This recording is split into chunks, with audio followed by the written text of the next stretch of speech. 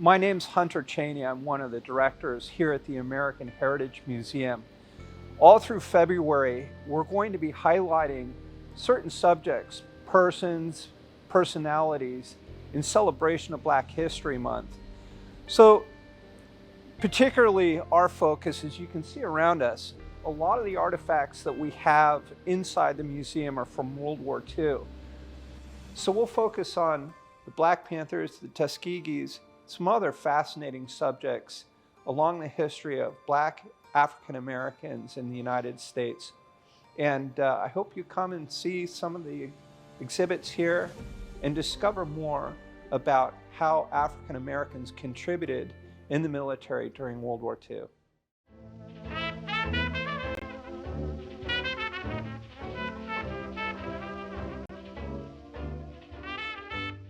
This is a very special aircraft. This is a PT-17 Stearman. This is used as a World War II trainer aircraft. So what makes this aircraft particularly special is that this is the last fully flying and operational PT-17 Stearman that originally trained Tuskegee Airmen during World War II. The other aircraft, there's two that are left, the other aircraft is in the Smithsonian. There is a widespread racist belief that Black people did not have the intellect or were not sophisticated enough to actually be pilots or to command tanks or to serve alongside white military.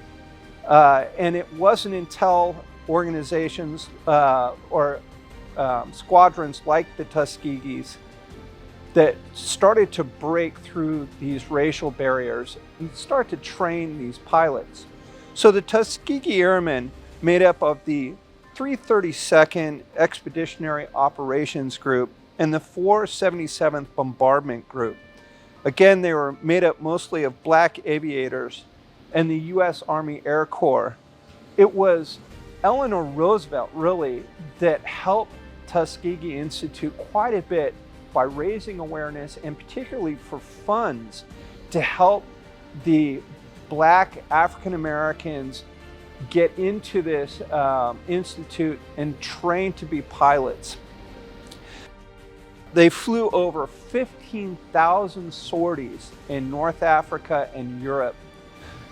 The Tuskegee Airmen were awarded over 150 Distinguished Flying Crosses for their bravery and service during World War II.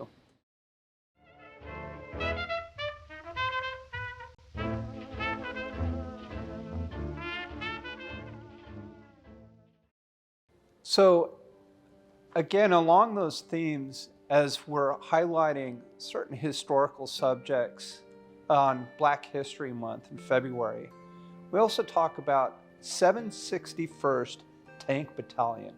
They're also known as the Black Panthers. Just like the Tuskegee Airmen, they had terrible racist hurdles that they had to push through in order to serve as a tank crew, as tank battalions. So the 761st was the first all African American tank battalion to serve in the U.S. military. They're called the Black Panthers because of their insignia, which is basically the head of a big Black Panther, very recognizable figure. So the 761st Tank Battalion first saw battle in Belgium. They were thrown right into the thick of the war. They eventually joined Patton's Third Army and pushed through the Battle of the Bulge in some of the fiercest fighting in Europe. The Black Panthers served honorably and got many accommodations for their service during these battles. And behind me, what you see is an M5 Stuart. So this is the same type of tank that the Black Panthers would have used during World War II. Again, this is during the height of the Jim Crow laws.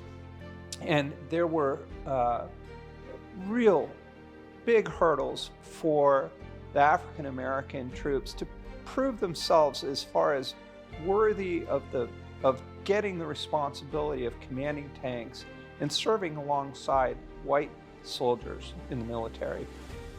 So you might remember the great baseball player Jackie Robinson, who's actually part of the 761st Tank Battalion, and he was training with the battalion out in Texas. And there was an incident where Jackie Robinson refused to sit in the back of the bus in Texas, and he ended up being court-martialed for that offense. Of course, later that was dropped, but his court-martial actually prevented him from serving with Black Panthers. Of course, he went on to be one of the greatest baseball players in the world. But that's just another example of the terrible racist profiling that these men had to endure while they're training in World War II. And again, it wasn't until 1948 that the military fully integrated everyone into one military. So we're talking a little bit about the 761st Black Panther Tank Battalion unit and the great racial barriers that they had to push through in order to serve, to really prove that they are just as good, if not better, as other white tank commanders or battalions.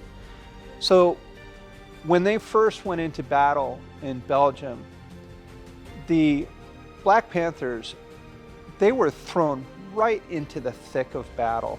They were put right in front. They fought very hard. Many of the Black Panthers died in battle.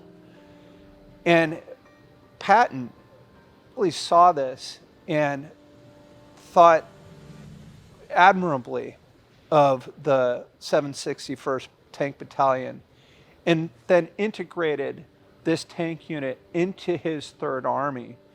And so the Black Panthers really followed Patton all the way through the Battle of the Bulge. Here in our Battle of the Bulge exhibit, behind me is an M4 Sherman. This is the same type of tank that the Black Panthers used as they pushed through the Battle of the Bulge.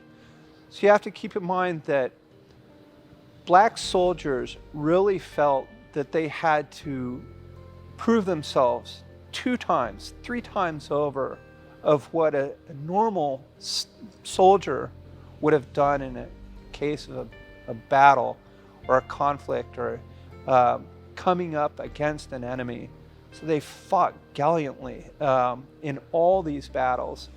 And Patton really recognized that. So the Black Panthers followed Patton in his Third Army, pushed through terrible battles in Battle of the Bulge, all the way crossing the Rhine, right into the outskirts of Berlin. And the Black Panthers really became well known for their heroism and extreme bravery. Very brave times that these soldiers went into what looked like a very dire situation and fought through really horrific battles to prove themselves, to say, look, we bleed just like everyone else. And all they wanted is to be treated equally. And it's the Black Panthers that really helped break through those racial stereotypes to prove that the black soldier, the African American soldier, was just as worth as a white soldier in World War II. So when it comes to our World War II veterans, of course, most of these men that are alive are between the ages of about 96 to 100, 104, I think is the oldest we've seen. But I wanted to mention that, particularly in regards to the Tuskegee Airmen, the last Tuskegee pilot, Charles McGee, unfortunately passed away in January. So there are no more surviving Tuskegee pilots around. But I really encourage you to look more into the history of the Tuskegees and what they represent in trying to break through these awful racial discrimination barriers that were created during the Jim Crow laws and the Jim Crow era of the United States.